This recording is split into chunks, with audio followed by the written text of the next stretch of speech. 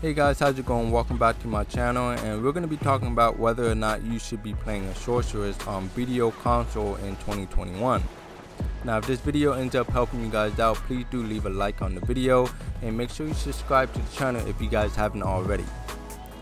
Now potentially Sorc is one of the strongest class in the game at high gear score. She is a mobile class with great duels and group fight potential thanks to her iframes. And a lot of people really do hate her iframes. Her potential to be great is high, but Awakening Sorc in particular is not easy to play, especially on console. Succession is a lot easier to get into and has a bit better PvE potential than Awakening in high-end areas. But most players that I know, or most pro Sorceress players, will still use Awakening because it's much better and it's just cooler looking. Group fight, Sorceress is able to kill group by herself, or at high gear score levels she's able to pressure and disrupt enemies long enough for your allies to come and help. In duels she does well, though she may struggle with large AoE classes like Witch, Wizard, and Guardian, but usually if a Sorc dies it's player error with stamina or gear disparity. So most of the times that you should be dying is because maybe you ran out of stamina, or you ran out of mana, or you just got caught using an unprotected skill. While Sorc may be one of the strongest class in the game, she isn't the easiest, so you don't see a lot of newer players starting her up as a starting class. Mastering Sorc depends on the type of player you are, and it may take you some time to master her. So if you are loyal to the Sorc and you're going into the Sorc knowing that you want to master her, it's going to be worth it for you in the long run. She's a very fun class to play and very diverse and has a lot of outplay potential. You will have to learn all of her counters that will help activate certain skills a lot quicker. She does not have a lot of protection other than her iframe and certain skills that have forward guard and super armor. So you're going to be utilizing her iframes a lot more than her forward guards and super armor, but you will be utilizing forward guards more than super armor. She doesn't have that many super armors, but you're going to be utilizing the iframes way more than any of the other protection. She doesn't have a rotation of skills where she can cycle forward guards and super armors like other classes. For example, Striker, he has a rotation of skills that he cycles his super armor to keep him protected from getting CC'd. Archers, same way, they have a cycle, they have a train of skills that keep them protected until they have to use a unprotected skill, and then they go back to the rotation of cycling the skills.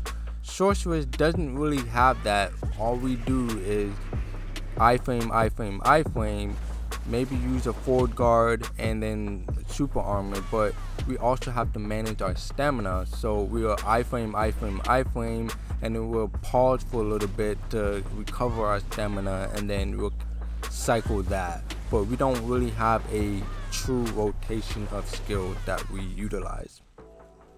So learning how to manage your stamina during the heat of the fight is key to playing as a Sorc.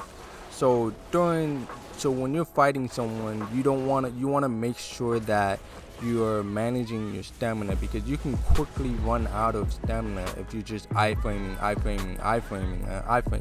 You want to be able to use other skills that, there are certain skills that don't use the stamina, but you're gonna have to understand that going into this class you're gonna have to learn how to manage that stamina.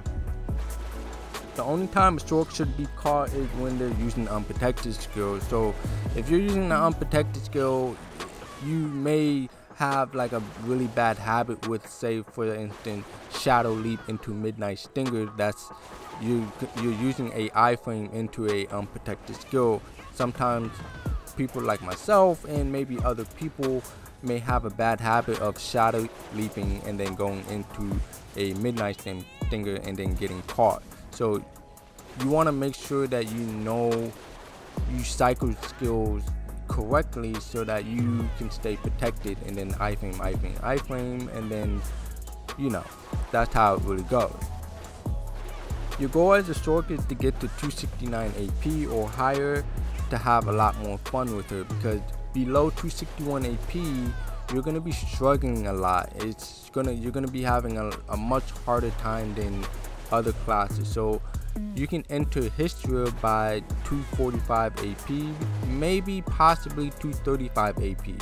I'm not exactly sure. I don't remember which was better or much more comfortable, but I'm pretty sure 245 Kudum AP is much more comfortable for you to like really start getting into the history areas and such. Having a good internet and using an Xbox Series X or PS5 will help you a lot. Now, it's not necessary to have the new console. It is not necessary. It shouldn't stop you. Just because you don't have the new console shouldn't stop you from wanting to play the Sorceress. But do know that you will notice some frame drop in certain areas and at certain times. It's very random, but it's not too noticeable, but there are times where it may bother you. It doesn't really bother me because I like playing the Sorc regardless of, you know, if I don't have high-speed internet or not. I really love the class, but for certain players it may bother you to some extent. I can give you an example. So when I am grinding in Istria, there's a rotation that I use, a rotation of skills that I use. I have a buff phase, a debuff phase, and then that's when I start using Violation. In between my Violation spams, I use Dead Hunt, and I only use the first 2 attacks of Dead Hunt, and then I go into Violation.